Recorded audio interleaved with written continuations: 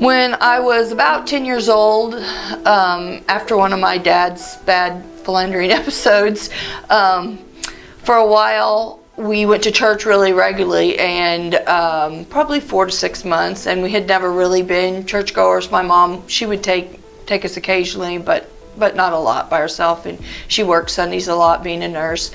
And on one of those occasions, after I had been in Sunday school, I want to mention here that I had a Sunday school teacher, the same teacher that whole time, the 4 to 6 months, and every single time I went, I was the only student she had.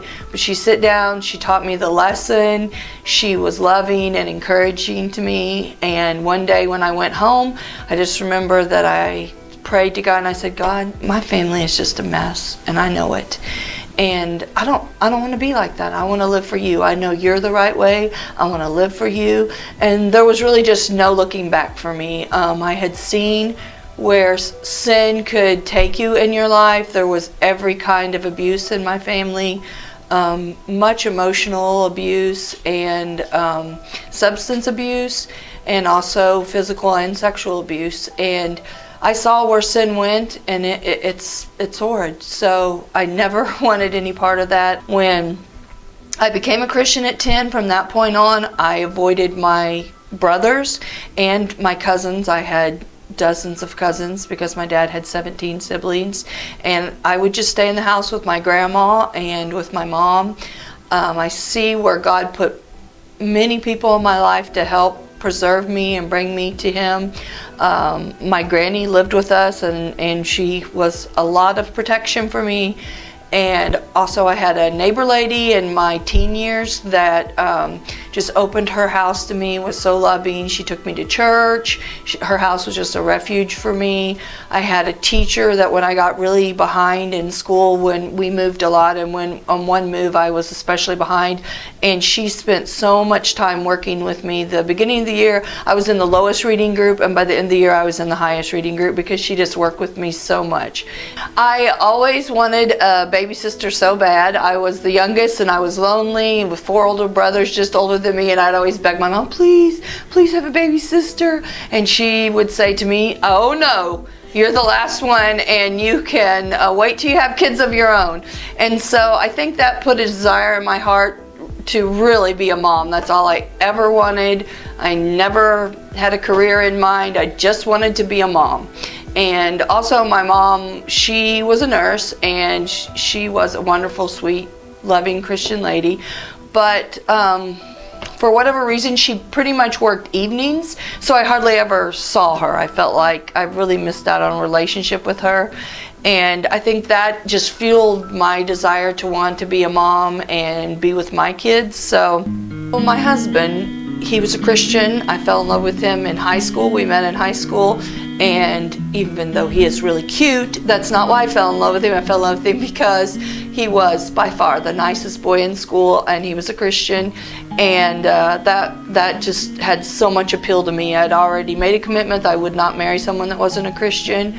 And so we fell in love. We got married very young, and so he helped me to get out of a bad environment. And our marriage has not been easy because we are very different. First of all, we come from very different environments. My family was very poor and very lackadaisical. His family, they're entrepreneurs and very hardworking people. He is a very easygoing and loving and non-confrontational person, and I am very matter of fact, let's take care of this problem. And that really reared its head when we were raising our children, especially our oldest son. I was probably too much authoritarian. And my husband, he is very, like I said, non-confrontational. So that just left our son with a lot of conflict, I think, in his life. He didn't really know what we wanted from him, and that caused a lot of problems when he was a teenager. And I would say at that time in my life, I was pretty disgruntled with everything because all I'd ever wanted to do was be a mom, but I felt like I was doing it really poorly.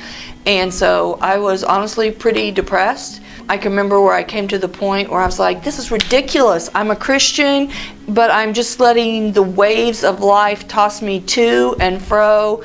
And I don't want to be that person. I want to cling to the rock of God. That's where I should be clinging. He is set. He's a stone. He's firm foundation. Why am I letting everything in life make me go up and down? I should not live by my emotions. I should be grounded in Him. One of the verses that I have really clung to over the years, especially with my raising my children, is Deuteronomy 12:28, and that is, observe and obey all these commands that I give you, that'll go well with you and your children after you forever, when you do what is good and right in the sight of the Lord. And when that verse hit me, I was like, forever? That's not even just my kids, forever. All my children, their children. And I was like, wow, this is serious stuff. I really have to be intentional on raising my children for the Lord. 4 years ago, my oldest son's wife, who was just 24 at the time, died of a pulmonary embolism, and that left my son, who was very unhealthy himself, a 26-year-old with a 1.5-year-old, a 4-year-old, 6-year-old, and an 8-year-old. And so Lavelle and I have had them living in our home since then. And I would not go through those first couple years of that for all the money in the world. Just the pain of 4 little children who had lost their mother, and the questions they can ask you every day. It was just heartbreaking. That's all I can say about it. And seeing our son go through the pain, and her parents, and even our own pain. But our oldest daughter, well, both our daughters really helped us out a lot at that time. Chaley was still living at home, and Cambry was able to come home for a month and a half because she had just finished some schooling and had a break. And so they were a great help during that, and just very, encouraging to the kids, and helped them and us to rely on God during that time. And even though we know that all things work together for those who love the Lord and are called according to His purpose, when you're in the middle of that, sometimes it's hard to rely on that and hold on to that and see it. And the kids, they had just lived down the road from us, so we were very used to them. They were very used to us. They stayed all night at our house and all that kind of thing a lot anyway. But then to be almost empty nesters, we had a 17-and-a-half-year-old, and then all of a sudden have 4 small children again. It was quite the adjustment, as you can imagine. And praise the Lord that we had the house that we had when our kids were growing up, so we had room for them. It was a struggle, and there were times at first where I felt so trapped, because you're taking a diaper bag again, and changing diapers, and trying to go to our 4 adult kids' ball games, and help them plan things, and get through college, and go visit them in the places they're living. So we had a lot of people that came in and helped us. We had a friend that came and stayed with my son, and he helped out a lot. And when I was at my wit's end, he would cook a meal or whatever. And when you see people in that situation, do something physical that can help them. Take the kids for a day, cook a meal for them, something that don't just say, I'll pray for you. Pray for them, but don't just say, I'll pray for you, or let me know if there's anything that I can do. Insist on doing something for them, because no one likes to ask for help, unfortunately. But I have found out in my own life that when I can get to the point where I can thank God for the bad things that happen in my life, that's when I can truly heal from them, and He can use those things in my life. My childhood was way less than pleasant, but when I got to the point where I could see that God could use that in my life, and I could tell Him thank you that He had put me through that so I could help other people, that's when I truly had healing. In the same way with the loss of our daughter-in-law, when I could thank God for putting those kids in our house, then I could see that it was His will for us to raise them for Him, to let us pour our love and His love into them, and have them in church all the time. It has just drawn our family closer together.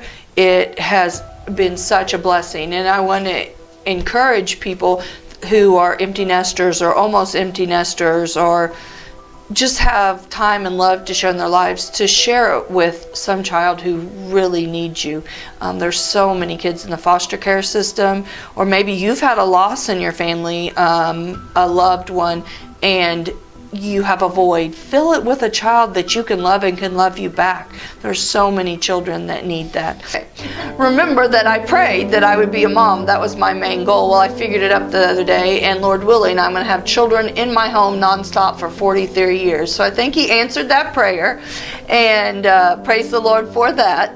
When a person is going through a struggle in their life, and many of us have had many of them, sometimes when you're in the middle of it, it's hard to see God's handiwork. And Corrie ten Boom is my favorite author, and one of the analogies that she uses is that if you look at the back of a tapestry, it looks all messy and you can't tell what it is, but then when you turn it around and look at the front of it, that it is beautiful. And that's how our lives are, that God is winding those threads in and out, and you can't see where it's going, but He has a beautiful plan. I know that's hard to believe sometimes when you're in the midst of the storm, but we have to cling to the verse that all things work together for those who love the Lord and called according to His purpose. And also one of my verses that I love to think of, and I don't have it memorized, so I'll read it to you, is, "But let him ask in faith, nothing wavering. For he that wavereth is like a wave of the sea, driven with the wind and tossed." And I alluded to that verse earlier, and that was a huge turning point in my life where I really realized, like, wow, I'm just letting my life be lived. I'm living by emotions, and that's ridiculous as a Christian. I need to cling to God. He is sovereign God. He is in control, and I should live like I believe that.